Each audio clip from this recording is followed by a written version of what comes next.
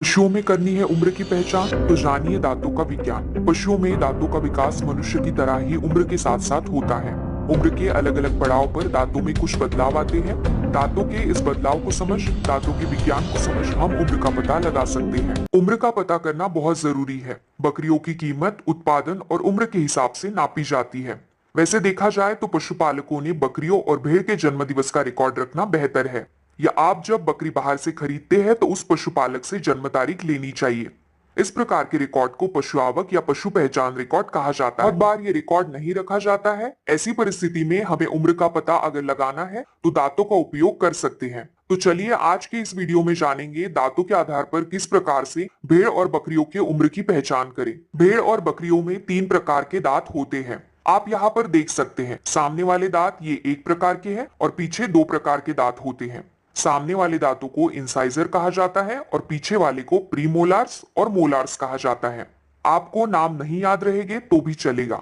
आप इन्हें type A, type B, type C ऐसे ध्यान में रखें। पीछे वाले दांत ऊपर और नीचे दोनों जबड़ों में है। वही अगर आप सामने वाले दांतों की बात करें तो ये सिर्फ नीचे वाले जबड़े में है। ऊपर वाले जबड़े में मांस ही दिखाई देता है। इसका मतलब यहाँ पर दांत नहीं होते हैं।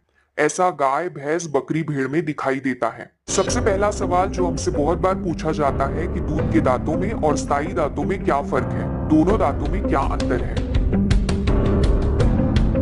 बकरी और भेड़ के बच्चों में दूध के दांत होते हैं। ये दांत धीरे धीरे उम्र के साथ गिरते हैं और इनकी जगह पर परमानेंट दांत या जिसे स्थायी दांत बोला जाता है वो आते हैं। इन स्थायी दांतों की संख्या 32 होती है। यहाँ पर आप देख सकते हैं कि दूध के दांत स्थायी दांतों से छोटे होते हैं और ज्यादा सफेद भी होते हैं। दूध के दांत नीचे के भाग में त्रिकोणीय होते हैं, वैसा स्थायी दांतों में नहीं दिखाई देता। स्थायी दांत आकार में बड़े होते हैं और चौड़े होते हैं।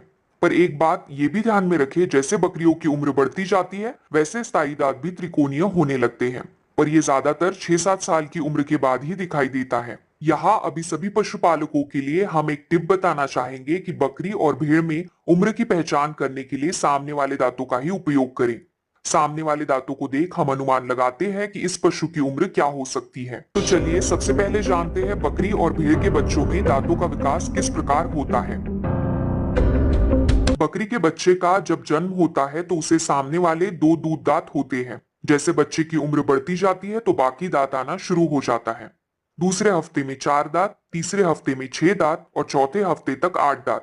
जब बकरी का बच्चा 1 महीने का होता है तो उसे सामने वाले दूध के 8 दांत आ जाते हैं। अभी धीरे धीरे दूध के दांत घिसने लगते हैं, बिल्कुल चपटे से या घिसे हुए लगने लगते हैं। बकरी और भेड़ में 1 साल की उम्र के बाद परमानेंट दांत आना शुरू हो जाते हैं। तो चलिए अभी चलते हैं वीडियो के आखिरी और महत्वपूर्ण पड़ाव की तरफ। बकरियों और भेड़ में दांतों का विकास होने की उम्र क्या है। भेड़ और बकरी में अभी जो परमानेंट दांत आएंगे वो समूह में आने वाले हैं, मतलब कि एक साथ 2 आने वाले हैं। सामने वाले 8 दांत है, मतलब कि ये 4 ग्रुप्स में आने वाले हैं।